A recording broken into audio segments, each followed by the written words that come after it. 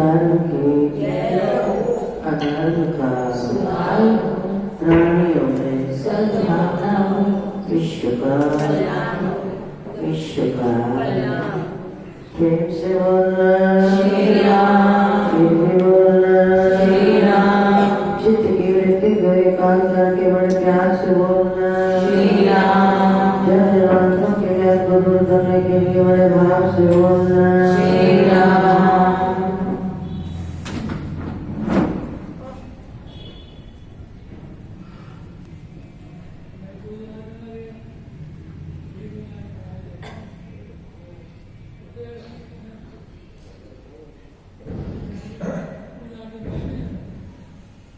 हमारे महापुरुषों ने कहा कि सृष्टि के कण कण में ब्रह्म व्यापक है। कोई भी स्थान ऐसा नहीं जहां पर कि वो परम पिता परमात्मा मौजूद है। ईश्वर और माया हर स्थान पर रहती है, लेकिन अब प्रश्न ये पैदा होता है कि जब सृष्टि के कण कण में परम पिता परमात्मा व्यापक है, फिर मंदिर में जाने का क्या लाभ? घर में बैठकर भी भगवान नाम जप कर सकते हैं, मंदिर में ही जाकर भगवान की भक्ति क्यों करें? प्रत्यक्ष लाभ तो ये सबको दिखाई देता है कि अगर कोई व्यक्ति गंगा के किनारे चला जाए तो गंगा की जो शीतल लहरें हैं वो जाते ही हमें प्राप्त हो जाते हैं। ठीक किसी प्रकार से संसार के दुखों से संतप्त मन जब दरबार में पहुंचता है तो वहां पहुंचते ही जितने भी मन के संशय विपर्य होते हैं समाप्त हो जाते हैं, और साथ साथ दरबार की जो गरिमा होती है, वहाँ के जो संस्कार होते हैं, परमाणु होते हैं, वो हर व्यक्ति पर अपना प्रभाव डाले बिना परमाणु रह नहीं सकते हैं। इसी प्रकार से जिस समय आनंद कंद मर्यादा पुरुषोत्तम भगवान श्री राम जब वन भ्रमण की तैयारी करने लगे तो उसी समय लक्ष्मण जी ने आकर कहा, प्रभु मैं आपके साथ चलूँगा। कारण क्या था कि लक्ष्मण जी भगवान राम को माता पिता भाई बंधु सखा संबंधी सब कुछ मानते हैं। तो लक्ष्मण जी ने बार बार भगवान श्री राम के साथ चलने के लिए आग्रह किया। माता श्री से अनुमति लेने गए तो माता ने कहा, बेटा जागृत तो जागृत, स्वप्न में भी भगवान राम की सेवा में त्रुटि नहीं आनी चाहिए। तो उसी समय लक्ष्मण जी ने प्रण किया कि माँ श्री, जागृत की तो इंसान गारंटी ले सकता है, लेकिन स्वप्न का क्या भरोसा? स्वप्न का तो कोई विश्वास नहीं। इसलिए मैं प्रतिज्ञा करता हूं कि मैं 14 वर्ष नींद भी नहीं करूंगा। वही लखनलाल जी भगवान राम के साथ माँ के समक्ष प्रतिज्ञा करके वन में चले गए। हर प्रकार की सेवा में सतत सतर्क रहे। अब भगवान राम भी घट घट की पट पट की जानत और भले बुरे की पीर पहचानत। जब तक हमारी परीक्षा ना हो तब तक हम आगे बढ़ नहीं सकते हैं। पढ़ाई करना इतना कठिन, वैसे तो पढ़ना भी बहुत कठिन होता है, लेकिन पढ़ाई करना इतना कठिन नहीं जितना कठिन परीक्षा में पास होना है। अब भगवान श्री राम ने लखनलाल जी को प्रत्यक्ष करके दिखाया कि ये जो धरती के संस्कार या परमाणु होते हैं ये न चाहने पर भी जबरदस्ती इंसान के मन को प्रभावित करते हैं। भगवान राम की लीला, चलते चलते लखनलाल से कहा कि लखन, यहाँ की जो मिट्टी है ना इसे उठाकर ले चलो। तो शायद आज का कोई साधक होता तो अनेक प्रश्न लगाता, महाराज जंगल है, जगह जगह मिट्टी है, एक पदयात्रा, दूसरा बिना मतलब का बोझ मैं मिट्टी का सिर पर उठाकर क्यों चलूं? नहीं, लखनलाल जी ने ये प्रश्न नहीं लगाया। हम तो 10 प्रश्न लगाते हैं, उन्हें समझाते हैं महाराज ऐसा नहीं ऐसा करो।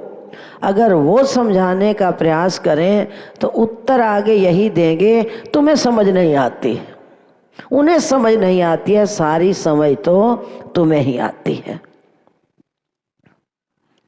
लखनलाल जी ने तत्पर आज्ञा का पालन किया, मिट्टी की पोटली बांधी और सिर पर लेकर चल पड़े। थोड़े कदम आगे बढ़े, तत्क्षण लक्ष्मण जी का मन दूषित वासनाओं से ओतप्रोत होने लगा और कहने लगे, देखो माता का कहीं ने वनवास दिया तो भैया राम को दिया, मैं क्यों कारण बन के धक्के खा रहा हूं? मैं तो खामखा फंस गया। वही लखनलाल जो भगवान राम को माता पिता भाई बंधु सखा संबंधी सर्वस्व मानते थे, आज वही लखनलाल क्या कह रहे हैं कि माँ ने वनवास तो राम जी को दिया था, मुझे तो नहीं दिया। हमारे मन के विषय में कोई दूसरा जाने या न जाने, लेकिन अपनी अंतरात्मा तो हमें पहचानती है कि हम किस पानी में हैं। थोड़ी दूर आगे पहुंचे, भगवान श्री राम ने कहा, लखन थोड़ा विश्राम करो, थक गए हो। बैठ गए। एक साधारण सी बात है कि जब इंसान बैठता है ना तो जो सिर का बोझ होता है उसे उठाकर पृथ्वी पर रख देता है। लखनलाल जी जब मिट्टी की पोटली पृथ्वी पर रखी तो पुनः मन पश्चाताप की अग्नि से जलने लगा। अरे राम राम, तू किसके लिए सोच रहा है? भगवान श्री राम के लिए? ऐसा विचार, ऐसा मनोविकार तेरे अंदर पैदा क्यों आया? कहां से, क्यों आया? हम तो कभी घड़ी दो घड़ी बैठकर चिंतन नहीं करते कि हमारे मन में क्या चल रहा है और क्या नहीं। अपने मन को ग्लानियों से भरते जा रहे हैं, भरते जा रहे हैं। जब बैठकर चिंतन करेंगे तभी तो समझ आएगी कि हमारे मन में दूषित वासनाएं क्यों पनप रही हैं। कोई ना कोई कारण तो है ना। परमाणुओं का प्रभाव या आहार का प्रभाव, कोई ना कोई कारण तो अवश्य होगा। लखनलाल जी का मन पश्चाताप की अग्नि से जलने लगा, लेकिन मौन रहे। पुनः वही पद यात्रा प्रारंभ हुई। थोड़ी दूर आगे पहुंचे, फिर वही मनोस्थिति कि मैं क्यों मन के धक्के खा रहा हूं। फिर विश्राम, फिर मन में वही पश्चाताप। अब ये जो प्रक्रिया थी क्रमशः 6-7 बार जारी रही। अंत में लखनलाल जी से रहा न गया, क्योंकि हमारे शास्त्रों में भी लिखा गया है कि गुरु से कुछ न छिपाइए, गुरु से झूठ न बोल, भली बुरी खोटी खरी सब गुरु के आगे खोल। भली बुरी, पाप पुण्य, शुभ अशुभ, जैसे भी वासनाएं हैं अपने गुरु के समक्ष स्पष्ट खोल दो, छिपाओ मत करो। गुरुदेव में वो सामर्थ्य है जो अपने संकल्प मात्र से तुम्हारी दूषित वासनाओं को जलाकर भस्म कर देंगे। लेकिन छिपाव नहीं होना चाहिए। अगर जो शिष्य अपने गुरुदेव से छिपाव करता है तो ज्ञान रूपी पुत्र की उत्पत्ति कभी हो नहीं सकती। सुई की नोक जितना भी छिपाव होना जो है बहुत बड़ा अपराध है।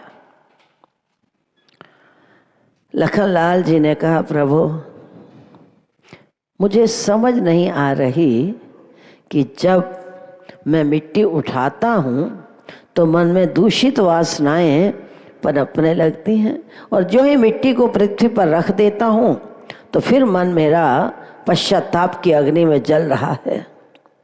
क्या कारण? अवध से चलने से पहले मन में इतना उत्साह था कि मैं भैया राम के साथ साथ रहूं, लेकिन ये जंगल में आने के बाद जब पोटली मेरे सिर पर आती है तो दूषित वासनाएं, मेरा मन द्वंद्व में फंसा पड़ा है। मैं दुखी हूं, मेरे दुख की निवृत्ति का कोई कारण तो होगा। हम तो अपने ही मन से जो मन ने कहा वही कर रहे हैं। मैं बार बार निवेदन करती हूं कि गुरु का संकल्प हमारे समस्त पापों को जलाकर राख कर, गुरु का संकल्प। भगवान राम ने जब आज से लेकर अंत तक सारा वृत्तांत सुना तो भगवान राम कहने लगे, लखन बेटा, तात तेरा कोई अपराध नहीं है। उसका एकमात्र सबसे बड़ा कारण कि जहाँ पर मिट्टी उठाई गई है उसी स्थान के ऊपर सुंद व सुंद नाम के दो राक्षस वास करते थे। दोनों का परस्पर बहुत प्रेम था। कठिन तपस्या के बाद ब्रह्मा जी ने दर्शन दिए और जब वर मांगने के लिए कहा, वरम ब्रूहि, तो दोनों ने कहा कि हम अमर हो जाएं, अमर हो जाएं सदा सदा के लिए, काल हमारे समक्ष ना आ सके। ब्रह्मा जी ने कहा, विधि के विधान के विरुद्ध चलना तो बहुत बड़ा पाप है। ये तो एक विधि का अटल सिद्धांत है कि जो उपजो सो बिनसै, पर्यो आज के काल, नानक हर गुण गाय ले, ते छाड़ कपट जंजा। छल कपट को छोड़कर इंसान भ्रमित हो गया। उसका एकमात्र कारण कहीं ना कहीं कोई ना कोई त्रुटि हमारे द्वारा हुई, जिससे द्वंद्व में हम भटक जाते हैं। अब सुंद और सुंद नाम के जो दोनों राक्षस थे, ब्रह्मा जी से जब अमरता का वरदान मांगने लगे तो ब्रह्मा जी ने वरदान देने से स्पष्ट इनकार किया।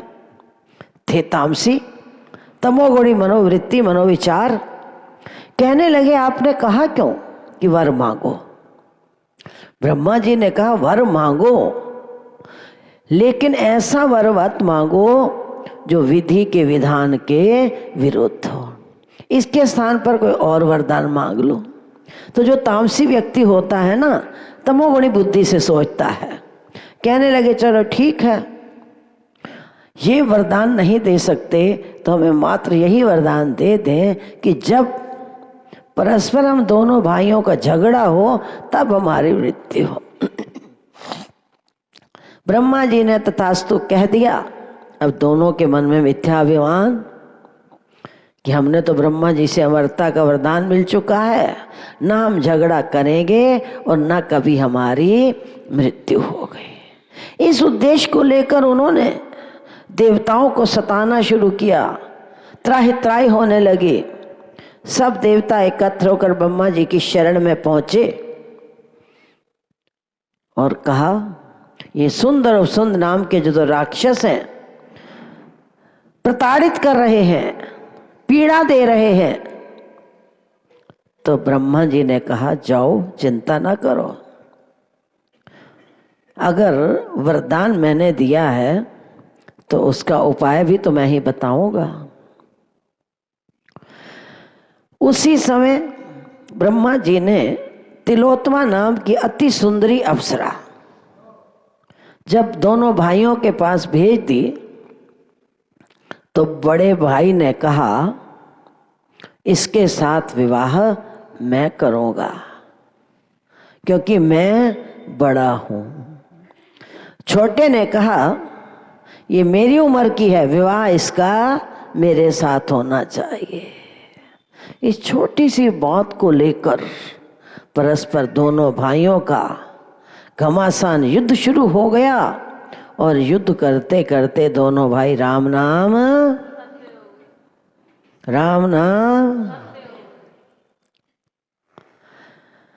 तो भगवान राम कहते हैं कि लखन, ये वही मिट्टी है, ये वही भूमि है जहां पर दोनों भाई, दोनों राक्षस झगड़ा करते करते काल का ग्रास हो गए थे और मिट्टी के अंदर वो संस्कार आ गए। उस मिट्टी को जो ही तुमने सिर पर उठाया तो उसका भयंकर परिणाम, भयंकर प्रभाव तुम्हारे मन के ऊपर पड़ा और तुम्हारा मन उन दूषित वासनाओं से ओतप्रोत हो गया। हम तो कहते हैं क्या प्रभाव पड़े, क्या बहुत प्रभाव पड़ता है। और कहीं देखो न देखो, गुरुदेव के दरबार की गरिमा का अनुभव करो।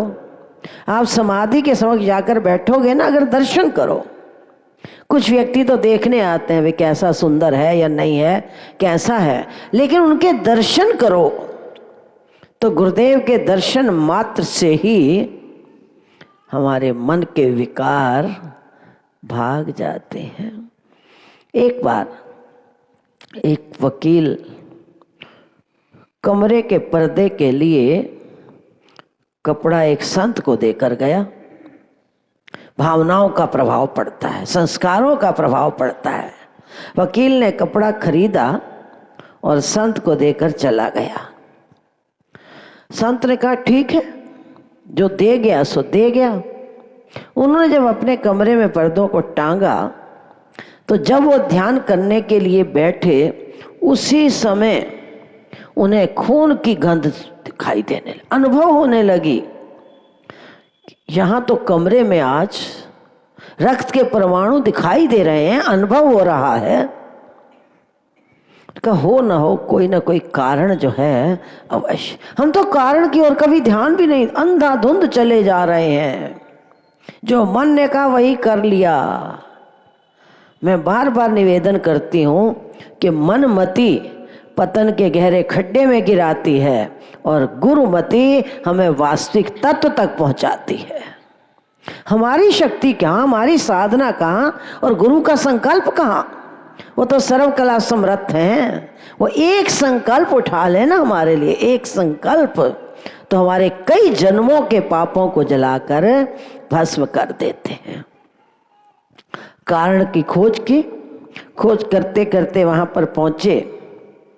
पूछा क्या कारण है, वकील से ज्ञान लिया तो वकील ने कहा आप महात्मा हैं, अगर बुरा ना मानो तो मैं बात सत्य सत्य बता दूं। महात्मा जी ने कहा बुरा क्यों मानेंगे, हम बस की जानकारी चाहते हैं। तो वकील ने उत्तर दिया कि भगवान, जिस पैसे से मैंने कपड़ा खरीदा था ना, वो किसी का मुकदमा था, किसी ने मर्डर किया था, उसी पैसे से मैंने आपको पर्दे खरीद कर दे दिए हैं। ये होते हैं परमाणु, जबरदस्त प्रभावित करते हैं हमारे मन को। कभी कभी जब शिवपुरी में जाते हैं तो वहां पर मन में वैराग आता है, नहीं आता, चाहे क्षणिक आता है, लगता तो है थोड़ी देर के लिए, बस यही संसार है। अभी अभी हमें मिला, 2 घंटे पहले मिला, चला भी गया, खत्म, खेल खत्म हो गया उस गरीब का। शिवपुरी में जाने के बाद मन में क्षणिक वैराग के संस्कार उत्पन्न होते हैं।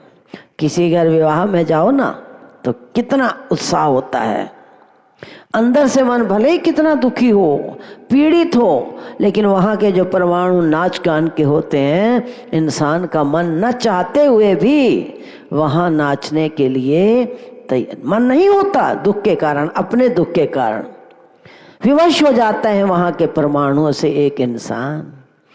इसीलिए भगवान राम ने कहा, लखन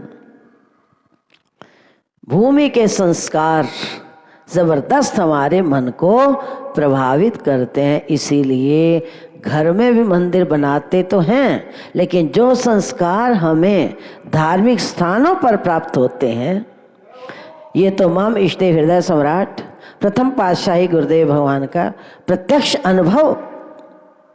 जब सन 57 में इस मंदिर का उद्घाटन किया गया था तो गुरुदेव भगवान ने अनुभव किया, और जहाँ पर ठाकुर जी के मंदिर विराजमान रहा, यहाँ पर दुनिया भर की गंदगी फेंकी जाती थी। आजकल तो फ्लश सिस्टम है, उस समय फ्लश सिस्टम नहीं था। वो गंदगी यहाँ पर फेंकी जाती थी। तो 13 वर्ष के बाद, एक नहीं दो नहीं, 13 वर्ष के बाद यहाँ के परमाणु जो हैं वो शुद्ध हुए थे। अरे अभी सन 94 की बात है, जिस समय श्री रघुनाथ प्रेम मंदिर बना, उद्घाटन हुआ, तो पहले दिन मैं शाम को आरतियां करने के लिए गई थी। आरतियां करने गई तो आरतियां उड़ रही हैं, उड़ने लगी आरतियां। बड़ा आश्चर्य हुआ, कहाँ मैं पहुंच गई, आरतियां उड़ रही हैं। क्यों? क्योंकि वहाँ के जो परमाणु थे, आप जो बुजुर्ग हैं, बहुत बुजुर्ग हैं, उन्हें इस बात का पता होगा यहाँ पर कौन सी दुकानें थी। उसका नाम लेना भी उचित नहीं है, व्यास गद्दी पर बैठकर उस दुकानों का नाम लेना भी गलत है, लेकिन क्या था, वहाँ के परमाणु। और आज वहाँ के परमाणु देखो, बैठोगे तो मन एकाग्र होता है। इसीलिए मंदिर गुरुद्वारे में हम जाते हैं कि वहाँ के परमाणु न चाहने पर भी हमारे अंदर प्रवेश करते हैं। वहाँ के संस्कार मन को शांति प्रदान करते हैं। जब भगवान राम के भ्राता लखन लाल जी पर उन संस्कारों का प्रभाव पड़ा, तो क्या हमारे मन पर उनका प्रभाव नहीं पड़ेगा? अवश्य पड़ेगा। इसीलिए मंदिर जाने की हमें नितांत आवश्यकता है, क्योंकि एक तो हमारे समय का सदुपयोग हुआ।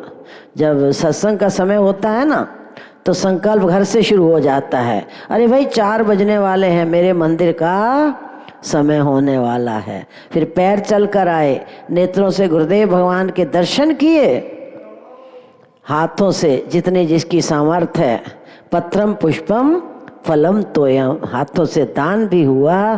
तो मंदिर में आने के अनेक लाभ होते हैं। हर व्यक्ति अपने घर में छोटा या बड़ा मंदिर अवश्य बनाता है, लेकिन अगर हम अपने समय का पूरा सदुपयोग चाहते हैं तो सोई घड़ी सुलखणी जड़ी सौदे नाल विहार। अब मन में संकल्प शुरू हो गया ना हमारा मंदिर जाने का, तो वो समय का सदुपयोग हमारा वहीं से प्रारंभ हो गया। धरती के परमाणु संस्कार सबको प्रभावित करते हैं। बोल श्री सतगुरु